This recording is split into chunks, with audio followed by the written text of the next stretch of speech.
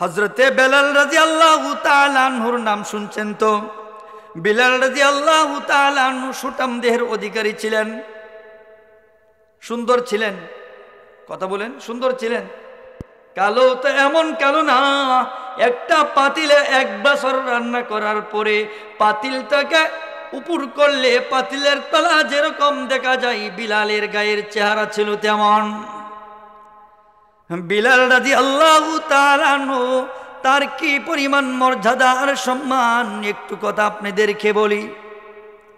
আল্লাহর নবীর সাহাবী হযরতে বিলাল রাদিয়াল্লাহু তাআলা আনহু, আল্লাহর নবী যেদিন মেরাজের রজনীতে, যেদিন মেরাজে যায়, মেরাজের রজনীতে যখন আল্লাহ রাব্বুল আলামিন নবীজিকে ইনভাইট করলেন, নবী আমার আপনি আসুন, আপনার সাথে আমি সাক্ষাৎ করি, কিছু উপহার দেই, যে উপহারগুলো আপনি আপনার উম্মতের কাছে এই মেসেজটা পৌঁছে দিবেন। আল্লাহর নবী সাল্লাল্লাহু আলাইহি ওয়াসাল্লাম আল্লাহ রাব্বুল আলামিনের দাওয়াতকে কবুল করে মেরাজের রজনীতে যখন সিদরাতুল মুনতাহা, বাইতুল্লাহ থেকে বাইতুল মুকাদ্দাস, বাইতুল মুকাদ্দাস থেকে প্রথম আসমান বাইতুল মামুর, এরকম ভাবে প্রথম আসমান, দ্বিতীয় আসমান, তৃতীয়, চতুর্থ, পঞ্চম, ষষ্ঠ, সপ্তম, এরকম ভাবে প্রত্যেকটা আসমান পাড়ি দিয়ে যখন সিদরাতুল মুনতাহা যখন পাড়ি দেয়, আল্লাহর নবী যখন সিদরাতুল মুনতাহা পাড়ি দেয়, তখন সিদরাতুল মুনতাহা পাড়ি দেওয়ার সময় বিলালের পায়ের আওয়াজ শোনা যায়। বলেন আল্লাহু আকবার। বিলালের পায়ের আওয়াজ শোনা যায়, আল্লাহর নবীর গায়ের লোমগুলো দাঁড়িয়ে গেল। কি ব্যাপার, কি ব্যাপার? আমি তো দুনিয়াতে নই, আমি তো বাইতুল মুকাদ্দাসেও নাই, প্রথম আসমানেও নাই, একটা নাই, দুইটা নাই, সপ্তম আকাশ পেরিয়ে দিয়ে আমি সিদরাতুল মুনতাহা পাড়ি দিচ্ছি। এত উপরে বিলালের পায়ের আওয়াজ কিভাবে আমি শুনলাম? বিলাল রাদিয়াল্লাহু তাআলা আনহুর এই পায়ের আওয়াজ আল্লাহর রাসূল সাল্লাল্লাহু আলাইহি ওয়াসাল্লামের মুখস্থ ছিল। কারণ বিলাল রাদিয়াল্লাহু তাআলা আনহু তো মসজিদে নববীর কি ছিলেন? কথা বলেন, মুয়াজ্জিন ছিলেন। আর যেই মসজিদের মুয়াজ্জিন বিলাল ছিলেন, ওই মসজিদের ইমাম কে ছিলেন? কথা বলেন, কে ইমাম ছিলেন? কে ছিলেন? আল্লাহর নবী সাল্লাল্লাহু আলাইহি ওয়াসাল্লাম মসজিদে নববীর ইমাম, আর ওই মসজিদের মুয়াজ্জিন হলো বিলাল।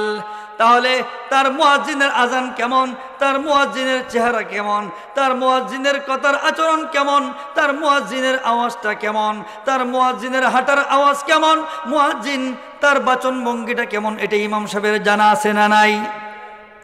আল্লাহর নবী সাল্লাল্লাহু আলাইহি ওয়াসাল্লাম মিরাজের রজনী থেকে যখন আবার দুনিয়াতে আসলেন, আসার পরে সর্বপ্রথম বিলালকে ডাকলেন, রে বিলাল, কই আছো বিলাল, আমার কাছে আসো, আমার কাছে আসো।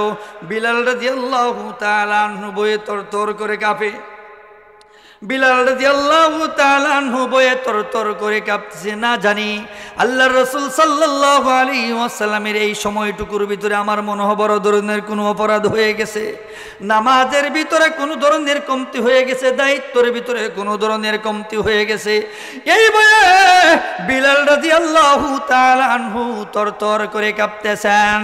আল্লাহর রাসূল বললেন, রে বিলাল, কেন তরতর করে তুমি কাঁপছো? বিলাল রাদিয়াল্লাহু তাআলা আনহু বলতেছেন, ইয়া রাসূলুল্লাহ, আমার মনে হচ্ছে কোনো বড় ধরনের অপরাধ করে ফেলছি। আল্লাহর রাসূল সাল্লাল্লাহু আলাইহি ওয়াসাল্লাম বিলালের পিঠের উপরে হাত রেখে বলে, রে বিলাল, তুমি তো যেমন তেমন মানুষ নয়, তুমি তো যেমন তেমন সাহাবী নয়, যেমন তেমন মুয়াজ্জিন নয়।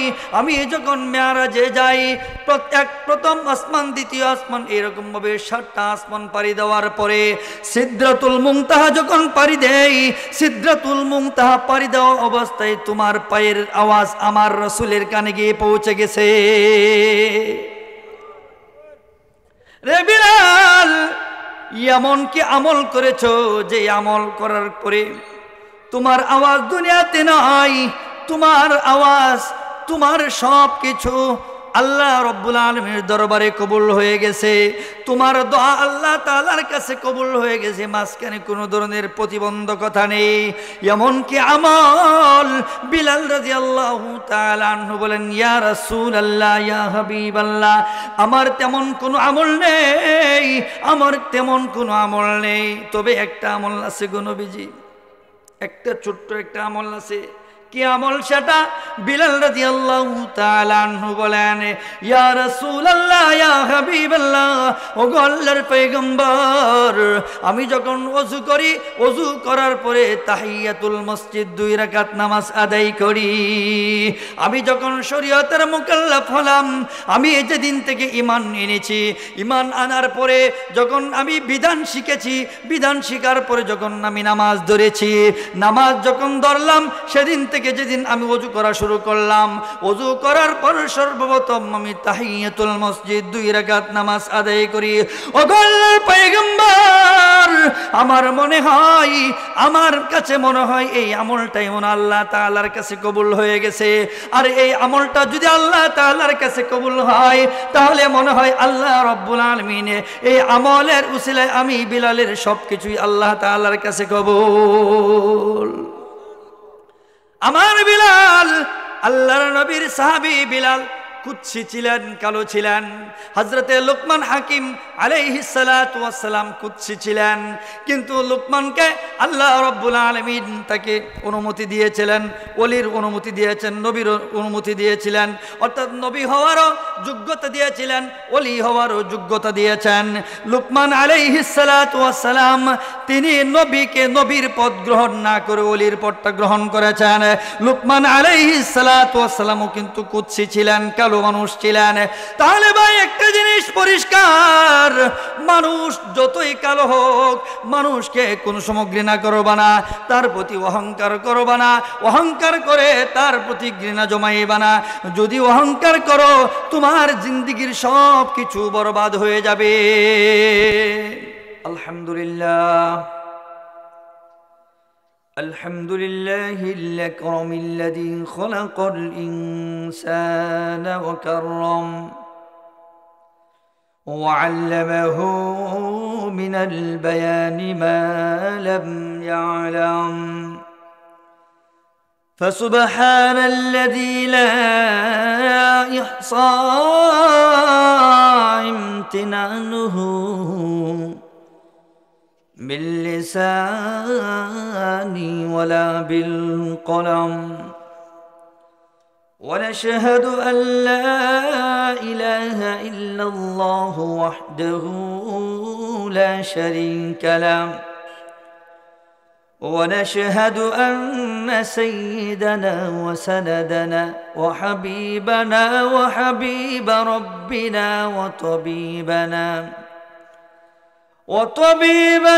وطبيب قلوبنا ومولانا محمدا عبده ورسوله الذي أرسل إلى الناس كافة بشيرا ونذيرا وداعيا إلى الله بإذنه وسراجا منيرا،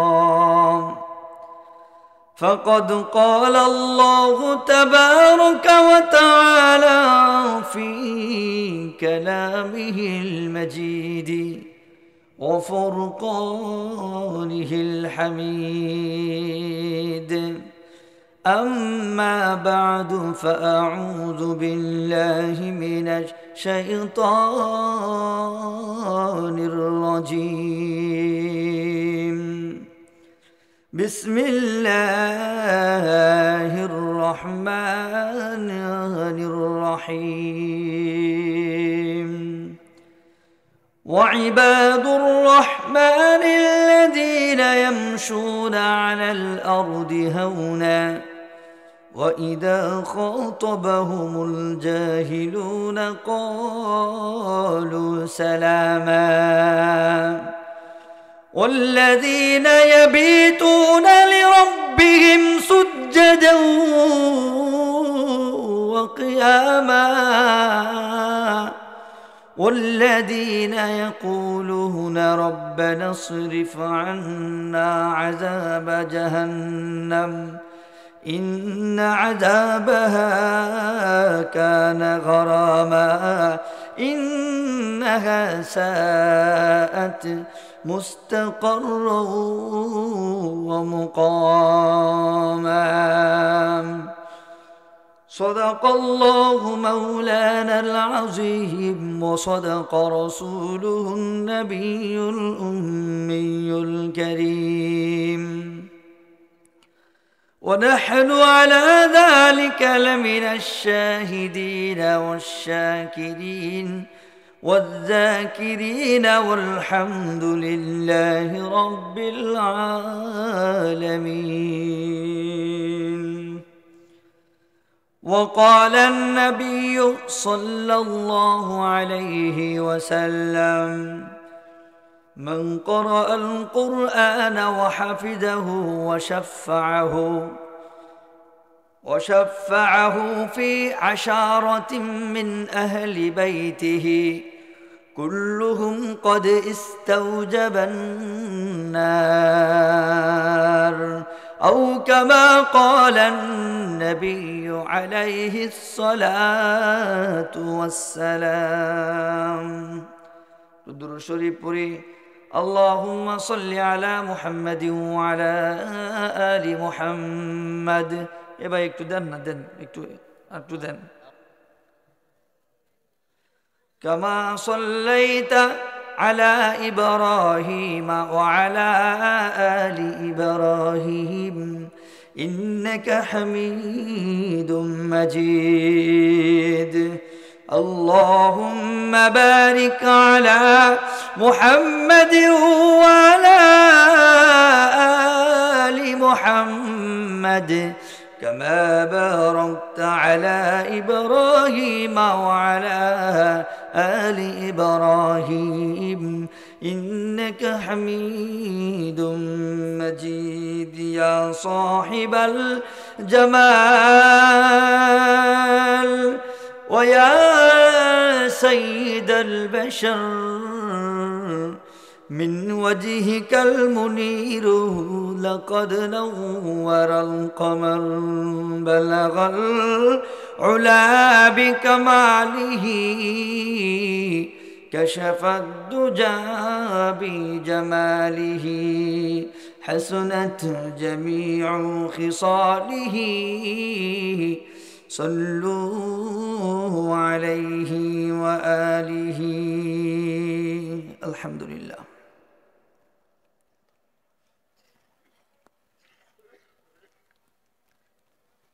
আমি আপনাদের খেদমতে উর্দু একটি নাশিদ বলি, যদিও রাত অনেক হয়ে গেছে, তবে কিছু জনের আবদার এখানে দেওয়া আছে। আমি একটা নাশিদ শিল্পী, নাশিদ মিশনের সাথে কাজ করি, সেই হিসেবে এখানে এটা দেওয়াও আছে। তো একটা উর্দু নাশিদ সংক্ষেপে বলি, এরপরে যে আয়াতগুলো তেলাওয়াত করেছি সেই আয়াতগুলোকে সামনে রেখে আলোচনা ইনশাল্লাহ 12টা অথবা 12:10 ভিতরে শেষ করে দেব ইনশাআল্লাহ।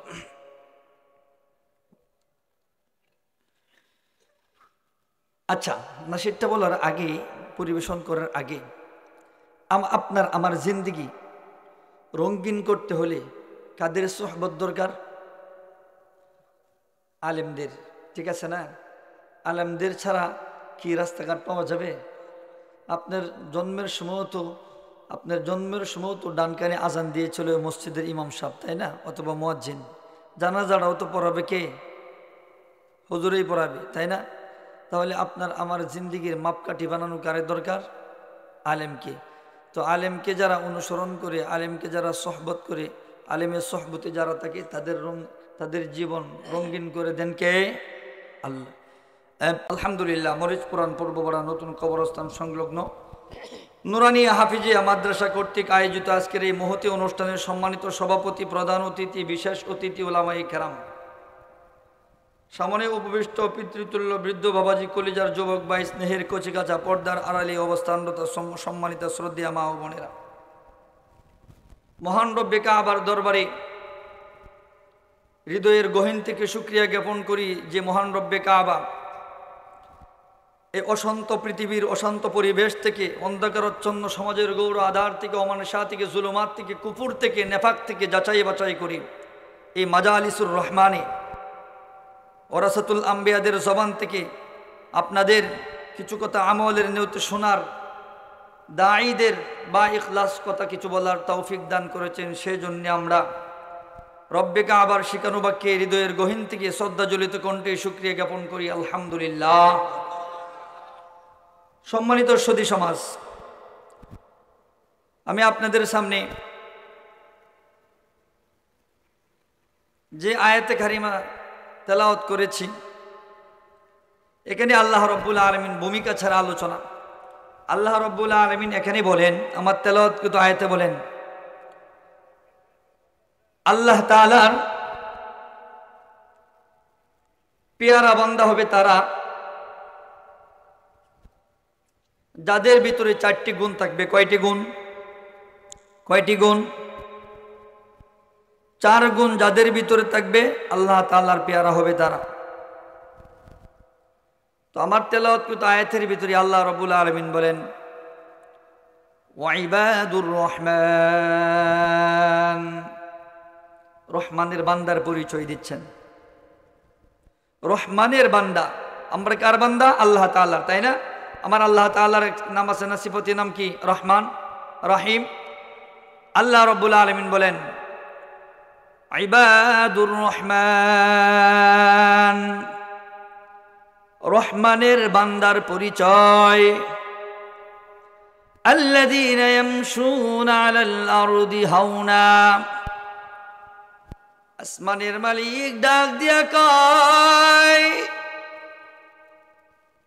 আমার রহমানের বান্দা হবে তারা।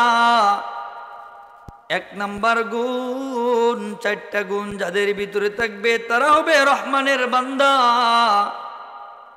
নাম্বার 1, আল্লাযীনা ইয়ামশুনা আলাল আরদি হাওনা। আল্লাহ রাব্বুল আলামিন বলেন, আমার দেওয়া জমিনে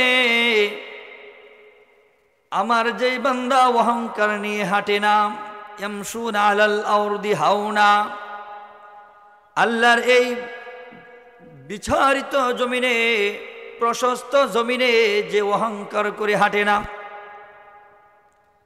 যে এই দুনিয়াতে অহংকার করে না, আমিত্ববোধ বলতে তার মাঝে কিছুই নেই। আমাকে আল্লাহ রব্বুল আলামিন টাকাওয়ালা বানিয়েছেন, আর যে ব্যান চালায় তাকেও তো আল্লাহ রব্বুল আলামিনই বানিয়েছেন। জুড়ে বলেন ঠিক কিনা?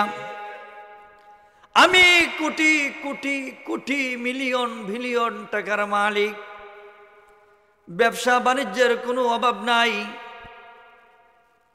কোনো কিছুর অভাব নাই, সব কিছুই ঠিকঠাক। কিন্তু আমাকে যে যে আল্লাহ তাআলা বানিয়েছেন, রাস্তার সুইপারম্যান যারা যারা রাস্তায় কাজ করে তাদেরকে কে বানিয়েছেন? একটু জবান খুলে বলেন। তাহলে আমার আল্লাহ রাব্বুল আলামিন পৃথিবীর সকল মানুষকে বানিয়েছেন, কুল কায়নাত বানিয়েছেন। তোমাকে আমি টাকাওয়ালা বানিয়েছি, তোমাকে আমি সম্মান দিয়েছি, তোমাকে আমি সম্মানের চেয়ারে বসাইছি, তোমাকে আমি মানুষের সামনে সালাম পাওয়ার উপযোগী বানিয়েছি। এই মনে করিও না তুমি এগুলো অর্জন করিয়া এই কথা মনে করো না যে এগুলো আমি নিজেই পেয়েছি, টাকাওয়ালা আমি নিজেই হয়েছি, সম্মান আমি নিজেই কামাইছি, চেয়ার আমি নিজেই পেয়েছি, সালাম আমি এমনিতেই পাই। এই কথা বলিয়া আল্লাহর দেওয়া জমিনে অহংকার ভরে তুমি বিচরণ করিও না।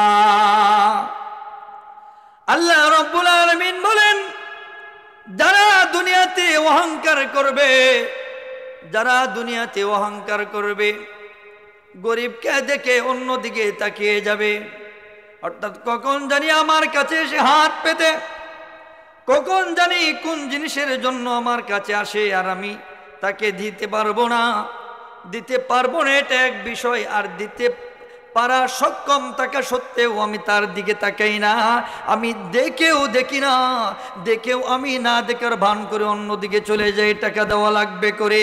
আল্লাহ রব্বুল আলামিন বলেন, এতটুকু অহংকার যদি তোমার দিলের ভিতরে এসে যায়, তোমার দুনিয়াও বরবাদ, আখিরাতও বরবাদ হয়ে যাবে। আরে রাস্তায় আমরা দেখি গাড়ি ঘোড়ায় চলাফেরা করি, কত অসহায় মানুষগুলো ভাঙ্গা তালা নিয়ে গাড়ির কাছে আসে। যখন গাড়িগুলো জ্যামে পড়ে যায়, তখন দেখা যায় অসহায় মা বোনদেরকে, আহারে গায়ের পরিধানেও তেমন কোনো একটা ভালো কাপড় নেই, চেহারা সব কিছুই পরিবর্তন ঘটে গেছে, অভাবের তাড়নায়। কিন্তু মানুষের কাছে হাত পাতে আপনি আমি যদি 5 টাকা 10 টাকা দেই, এরপরে ওই টাকাগুলো জমা করে তার বিবি বাচ্চা সংসার কিনে সে জীবন ধারণ করে। আপনি প্রাইভেট দিয়ে চলেন, আমি প্রাইভেট দিয়ে চলি, আমি দামি গাড়ি দিয়ে চলি। আল্লাহ রব্বুল আলামিন আমাকে গাড়ির মালিক বানিয়েছেন, আল্লাহ রব্বুল আলামিন আমাকে ইজ্জত সম্মান দান করেছেন, আল্লাহ রব্বুল আলামিন আমাকে সমাজের একটা প্রতিনিধি বানিয়েছেন, আল্লাহ রব্বুল আলামিন আমাকে সম্মান দিয়েছেন, আমাকে মানুষ ভালোবাসে বিদায় আমি সমাজের প্রতিনিধি হতে পেরেছি।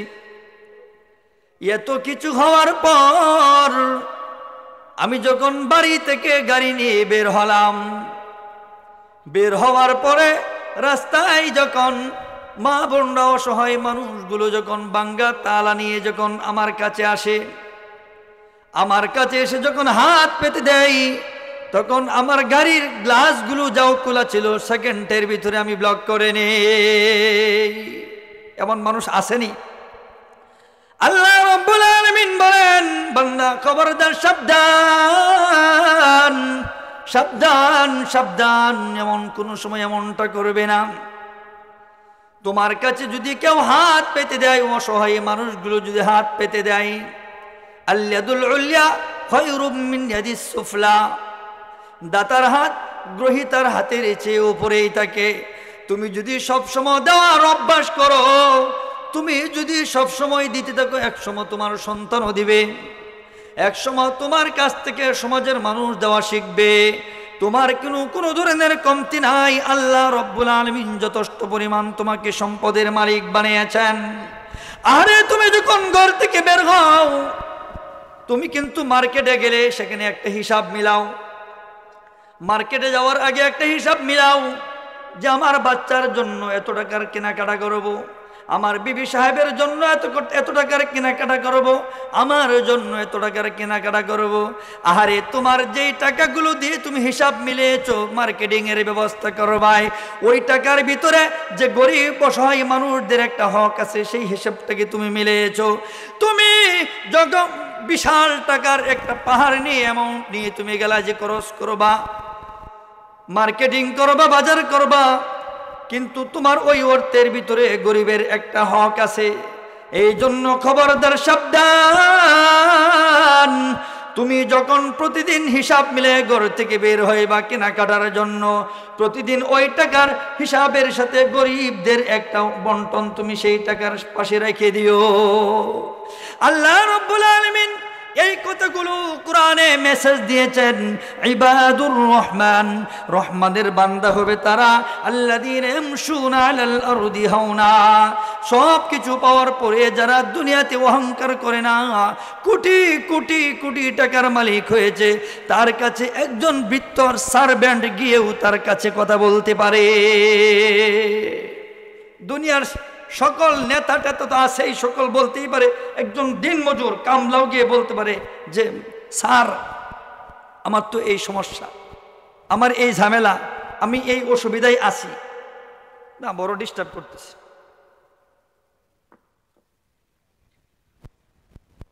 তাহলে তোমার টাকার ভিতরে কোনো ধরনের অহংকার করবা না। যদি অহংকার করো আর এই অহংকার তোমার দিলের ভিতরে যদি বসে যায়, মনে করবা দুনিয়ার সকল যত খেদমত করেছ, যত বিষয়ে তুমি তোমার হক আছে।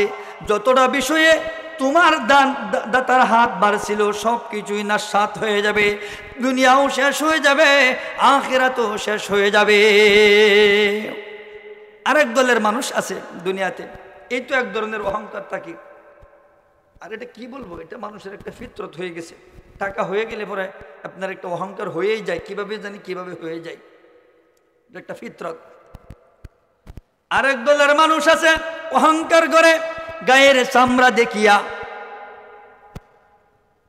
আপনি যদি একটু সুঠাম দেহের অধিকারী হন, সুন্দর হন, একটু স্মার্টলি চলাফেরা করেন, তাবলিগে খাবার খাইতে গেছে, তাবলিগে গেছে মানুষ, এক জামাত গেছে তাবলিগে, তাবলিগের প্লেটে খাবার খাইতে বসছে, একজন বসে না কয়েকজন বসে? কথা বলেন, একটু কথা বলবেন আমার সাথে। কয়জন বসে? 4 জন 5 জন, অথবা অনেক সময় মেহমান বেশি হয়ে গেলে আরো বেশি। তাবলিগের প্লেটের ভিতরে খাবারে বসছে, খাবার নিয়েও প্লেটের ভিতর কে কোথায় বসবে? দেখা গেছে জামাতে গেছে 14 জন, এর ভিতরে দেখা যায় 4 জন হলো একটু স্মার্টলি চলাফেরা করে, আর 10 জন হলো, আর 5 জন হলো আমাদের পিতৃতুল্য বৃদ্ধ বাবাজির বয়স, আর 5 জন হলো এমন যে আল্লাহ রব্বুল আলামিন সকলকে বানিয়েছেন, আর 5 জন হলো এমন শরীরে দরিরেন আপাতত কোথাও হাতের ভিতরে চুলকানি অথবা একজামা। একটা উদাহরণ দিচ্ছি, বোঝাচ্ছি। এখন খাবারের যখন সময় হয়, 14 জনের ভিতরে 10 জন এক সাইডে পড়ে থাকে। আমি সব বয়ান দেওয়ার আগে আগে স্মার্টলি যারা চলাফেরা করে, ওই 4 জন ব্যক্তি এসে এক জায়গায় এক প্লেটের কাছে বসে যায়। আসেনি এমন? কথা বলেন। তাবলিগে যাই, বাড়ির থেকে আলাদা একটা গ্লাস নিয়ে যাই, তাবলিগের গ্লাস দিয়ে পানি পান করে না? আসেনি এমন রোগ যে তাবলিগের গ্লাস দিয়ে যদি পানি পান করি, তাহলে এই গ্লাস দিয়ে কত মানুষ পানি পান করছে, তার মুখের ভিতরে ঘা, কত ধরনের জীবাণু ছড়ায়াত করতে পারে। এই জন্য তার প্লেট, তার বেডিং, তার গ্লাস বাড়ি থেকে নিয়ে যাই, আলাদা সে খাবে। উসুলকে অমান্য করে খাবে, বিন্দু পরিমাণ উসুল ভঙ্গ করার কারণে তার 3 দিন 72 ঘন্টার সময় বিফল যাবে। উসুল যারা ভঙ্গ করবে, নিয়ম যারা ভঙ্গ করবে, কানুন যারা ভঙ্গ করবে, আল্লাহর দেওয়া বিধান যারা ভঙ্গ করবে, রাসূলের সুন্নাহ যারা ভঙ্গ করবে, অযথাই সময়টা কেটে যাবে। সওয়াব পাবে তো দূরের কথা, ওই জামাত থেকে গুনার বোঝা সে বাড়িতে নিয়ে ফিরবে। তাহলে একদল মানুষ এমন আছে ভাই, একদল মানুষ এমন আছে যারা মানুষকে দেখে ঘৃণা করে, যারা মানুষকে দিকে ঘৃণা করে। আহারে, আপনি একটু কালা চামড়া দেখিয়া ঘৃণা করতেছেন। এর যারা পৃথিবীতে যত মানুষ কালো ছিল, তারা আল্লাহ তাআলার কাছে বেশি দামি ছিল। পৃথিবীতে যত মানুষ আল্লাহ রব্বুল আলামিন পাঠিয়েছিলেন, এদের ভিতরে নবীদের জামানায় যারা সবচেয়ে বেশি কালো ছিল, কুৎসি ছিল, তাদের দাম আল্লাহ রব্বুল আলামিনের কাছে বেশি ছিল। হযরতে বেলাল রাদিয়াল্লাহু তাআলা আনহুর নাম শুনছেন তো? বেলাল রাদিয়াল্লাহু তাআলা আনহু সুঠাম দেহের অধিকারী ছিলেন, সুন্দর ছিলেন। কথা বলেন, সুন্দর ছিলেন। কালো তো এমন কালো না, একটা পাতিলে 1 বছর রান্না করার পরে পাতিলটাকে উপর করলে পাতিলের তলা যেরকম দেখা যায়, বিলালের গায়ের চেহারা ছিল তেমন। বিলাল রাদিয়াল্লাহু তাআলা আনহু, তার কি পরিমাণ মর্যাদা আর সম্মান, একটু কথা আপনাদেরকে বলি। আল্লাহর নবীর সাহাবী হযরতে বিলাল রাদিয়াল্লাহু তাআলা আনহু, আল্লাহর নবী যেদিন মেরাজের রজনীতে, যেদিন মেরাজে যায়, মেরাজের রজনীতে যখন আল্লাহ রব্বুল আলামিন নবীজিকে ইনভাইট করলেন, নবী আমার, আপনি আসুন, আপনার সাথে আমি সাক্ষাৎ করি, কিছু উপহার দেই, যেই উপহারগুলো আপনি আপনার উম্মতের কাছে এই মেসেজটা পৌঁছে দিবেন। আল্লাহর নবী সাল্লাল্লাহু আলাইহি ওয়াসাল্লাম আল্লাহ রব্বুল আলামিনের দাওয়াতকে কবুল করে মেরাজের রজনীতে যখন সিদরাতুল মুনতাহা বাইতুল্লাহ থেকে বাইতুল মুকাদ্দাস থেকে প্রথম আসমান বাইতুল মামুর, এরকম ভাবে প্রথম আসমান, দ্বিতীয় আসমান, তৃতীয়, চতুর্থ, পঞ্চম, ষষ্ঠ, সপ্তম, এরকম ভাবে প্রত্যেকটা আসমান পাড়ি দিয়ে যখন সিদরাতুল মুনতাহা যখন পাড়ি দেয়, আল্লাহর নবী যখন সিদরাতুল মুনতাহা পাড়ি দেয়, তখন সিদরাতুল মুনতাহা পাড়ি দেওয়ার সময় বিলালের পায়ের আওয়াজ শোনা যায়। বলেন আল্লাহু আকবার। বিলালের পায়ের আওয়াজ শোনা যায়। আল্লাহর নবীর গায়ের লোমগুলো দাঁড়িয়ে গেল। কি ব্যাপার, কি ব্যাপার? আমি তো দুনিয়াতে নাই, আমি তো বাইতুল মুকাদ্দাসেও নাই, প্রথম আসমানেও নাই, একটা নাই, দুইটা নাই, সপ্তম আকাশ পেরি দিয়ে আমি সিদরাতুল মুনতাহা পাড়ি দিচ্ছি। এত উপরে বিলালের পায়ের আওয়াজ কিভাবে আমি শুনলাম? বিলাল রাদিয়াল্লাহু তাআলা আনহুর এই পায়ের আওয়াজ আল্লাহর রাসূল সাল্লাল্লাহু আলাইহি ওয়াসাল্লামের মুখস্থ ছিল। কারণ বিলাল রাদিয়াল্লাহু তাআলা আনহু তো মসজিদে নববীর কি ছিলেন? কথা বলেন, মুয়াজ্জিন ছিলেন। আর যেই মসজিদের মুয়াজ্জিন বিলাল ছিলেন, ওই মসজিদের ইমাম কে ছিলেন? কথা বলেন, কে ইমাম ছিলেন? কে ছিলেন?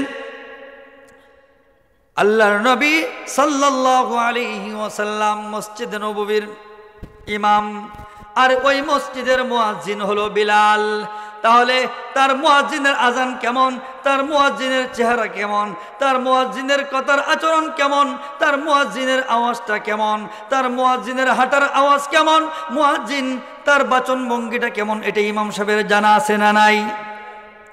আল্লাহর নবী সাল্লাল্লাহু আলাইহি ওয়াসাল্লাম মিরাজের রজনী থেকে যখন আবার দুনিয়াতে আসলেন, আসার পরে সর্বপ্রথম বিলালকে ডাকলেন, রে বিলাল, কই আছো বিলাল? আমার কাছে আসো, আমার কাছে আসো। বিলাল রাদিয়াল্লাহু তাআলা আনহু বয়ে তরতর করে কাঁপে। বিলাল রাদিয়াল্লাহু তাআলা আনহু বয়ে তরতর করে কাঁপতেছে। না জানি আল্লাহর রাসূল সাল্লাল্লাহু আলাইহি ওয়াসাল্লামের এই সময়টুকুর ভিতরে আমার মনে হয় বড় ধরনের কোনো অপরাধ হয়ে গেছে, নামাজের ভিতরে কোনো ধরনের কমতি হয়ে গেছে, দায়িত্বের ভিতরে কোনো ধরনের কমতি হয়ে গেছে। এই বয়ে বিলাল রাদিয়াল্লাহু তাআলা আনহু তরতর করে কাঁপতেছেন। আল্লাহর রাসূল বললেন, রে বিলাল, কেন তরতর করে তুমি কাঁপছো? বিলাল রাদিয়াল্লাহু তাআলা আনহু বলতেছেন, ইয়া রাসূলুল্লাহ, আমার মনে হচ্ছে কোন বড় ধরনের অপরাধ করে ফেলছি। আল্লাহর রাসূল সাল্লাল্লাহু আলাইহি ওয়াসাল্লাম বিলালের পিঠের উপরে হাত রেখে বলে, রে বিলাল, তুমি তো যেমন তেমন মানুষ নয়, তুমি তো যেমন তেমন সাহাবী নয়, যেমন তেমন মুয়াজ্জিন নয়। আমি যখন মেরাজে যাই, প্রথম আসমান, দ্বিতীয় আসমান, এরকম ভাবে 7টা আসমান পাড়ি দেওয়ার পরে সিদরাতুল মুনতাহা যখন পাড়ি দেই, সিদরাতুল মুনতাহা পাড়ি দেওয়া অবস্থায় তোমার পায়ের আওয়াজ আমার রাসূলের কানে গিয়ে পৌঁছে গেছে। রে বিলাল, এমন কি আমল করেছো যে আমল করার পরে তোমার আওয়াজ দুনিয়াতে নাই? তোমার আওয়াজ, তোমার সব কিছু আল্লাহ রব্বুল আলামিনের দরবারে কবুল হয়ে গেছে, তোমার দোয়া আল্লাহ তাআলার কাছে কবুল হয়ে গেছে, মাঝখানে কোনো ধরনের প্রতিবন্ধকতা নেই। এমন কি আমল? বিলাল রাদিয়াল্লাহু তাআলা আনহু বলেন, ইয়া রাসূলুল্লাহ, ইয়া হাবিবাল্লাহ, আমার তেমন কোনো আমল নেই, আমার তেমন কোনো আমল নেই, তবে একটা আমল আছে গো নবীজি, একটা ছোট্ট একটা আমল আছে। কি আমল সেটা? বিলাল রাদিয়াল্লাহু তাআলা আনহু বলেন, ইয়া রাসূলুল্লাহ, ইয়া হাবিবাল্লাহ, ও গো আল্লাহর পয়গম্বর, আমি যখন ওযু করি, ওযু করার পরে তাহিয়াতুল মসজিদ 2 রাকাত নামাজ আদায় করি, আমি যখন শরীয়তের মুকাল্লাফ হলাম, আমি যেদিন থেকে ঈমান এনেছি, ঈমান আনার পরে যখন আমি বিধান শিখেছি, বিধান শিখার পরে যখন আমি নামাজ ধরেছি, নামাজ যখন ধরলাম, সেদিন থেকে যেদিন আমি ওযু করা শুরু করলাম, ওযু করার পর সর্বপ্রথম আমি তাহিয়াতুল মসজিদ 2 রাকাত নামাজ আদায় করি। ও আল্লাহর পয়গম্বর, আমার কাছে মনে হয় এই আমলটাই মনে আল্লাহ তাআলার কাছে কবুল হয়ে গেছে। আর এই আমলটা যদি আল্লাহ তাআলার কাছে কবুল হয় তাহলে মনে হয় আল্লাহ রব্বুল আলামিন এই আমলের উসিলায় আমি বিলালের সবকিছুই আল্লাহ তাআলার কাছে কবুল। আমার বিলাল, আল্লাহর নবীর সাহাবী বিলাল কুৎসি ছিলেন, কালো ছিলেন। হযরতে লুকমান হাকিম আলাইহিস সালাতু ওয়াস সালাম কুৎসি ছিলেন, কিন্তু লুকমানকে আল্লাহ রাব্বুল আলামিন তাকে অনুমতি দিয়েছিলেন, ওলির অনুমতি দিয়েছেন, নবীর অনুমতি দিয়েছিলেন, অর্থাৎ নবী হওয়ারও যোগ্যতা দিয়েছিলেন, ওলি হওয়ারও যোগ্যতা দিয়েছেন। লুকমান আলাইহিস সালাতু ওয়াস সালাম তিনি নবীকে নবীর পদ গ্রহণ না করে ওলির পদটা গ্রহণ করেছেন। লুকমান আলাইহিস সালাতু ওয়াস সালামও কিন্তু কুৎসি ছিলেন, মানুষ ছিলেন। তাহলে ভাই একটা জিনিস পরিষ্কার, মানুষ যতই কালো হোক মানুষকে কোন সময় ঘৃণা করবা না, তার প্রতি অহংকার করবা না, অহংকার করে তার প্রতি ঘৃণা জমাইবা না। যদি অহংকার করো তোমার জিন্দেগীর সব কিছু বরবাদ হয়ে যাবে।